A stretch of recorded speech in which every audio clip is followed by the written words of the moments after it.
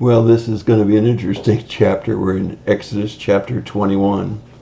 And I say interesting because there's no question you can do what most of the commentaries that I've looked at have done, and that is to expound on what a wonderful illustration this is of our judicial system today, and the fact that God has prepared for servants' treatment, capital punishment, both premeditated and manslaughter, injury, personal injury, injury of property, injury of animals.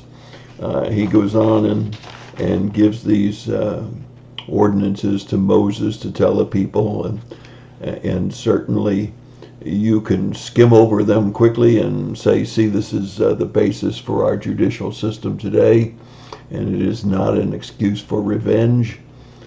Because the eye for the eye and the tooth for the tooth, it would be taken out of context at that point, because very often here God speaks about bringing it before the judges and allowing the judges to make equity out of the punishment for the offense.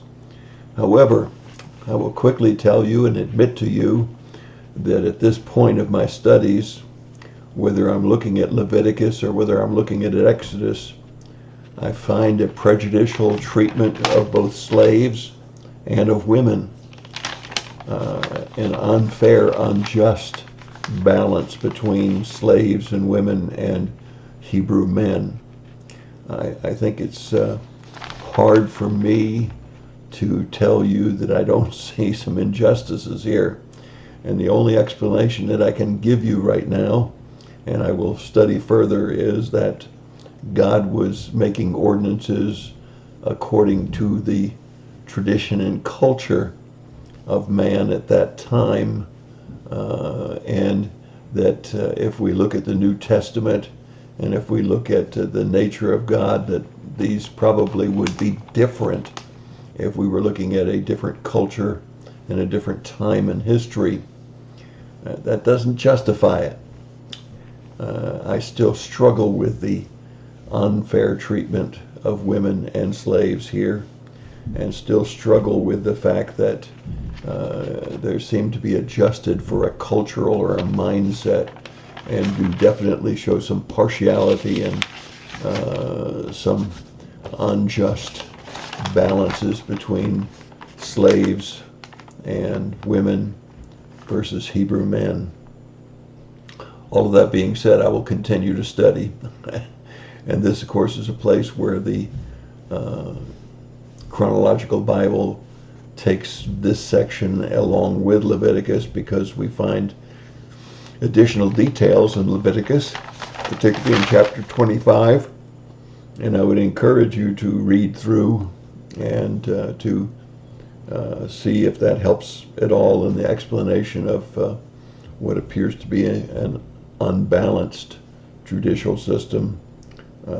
Nevertheless, it definitely points out, as the commentaries point out, the seriousness with which God took treatment of your parents, the seriousness of which he took killing someone, especially premeditated. And so there's a lot to learn here that is good and very clearly understood. There is also going to be some difficulty, for me at least, in explaining some of the discrepancies, if you will, about how we believe all people should be treated today. Certainly there are some balancing acts that go on here.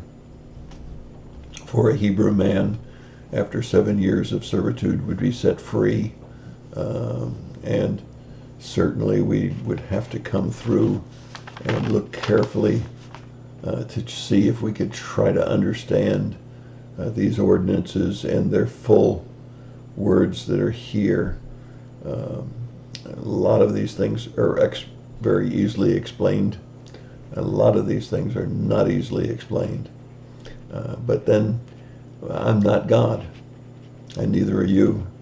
And if we understood everything about God, that would put us on the same level with Him.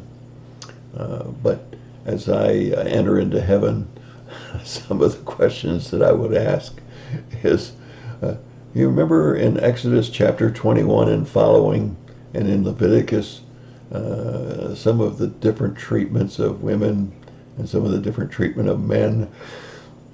Certainly, the difference between Hebrew men and those that might have been captives from war.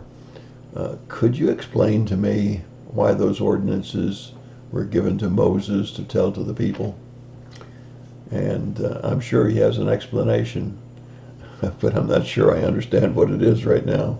But I promise that I will continue to look at commentaries and explanations to see if I can give you better insight into it the next time we do a video. But right now, I'm just going to tell you that overall, as many of the commentaries that I've looked at have said, it's a good example of how we got our laws today, a good example of how serious God saw many of these offenses, and how he saw equity being played out based on the nature of the crime.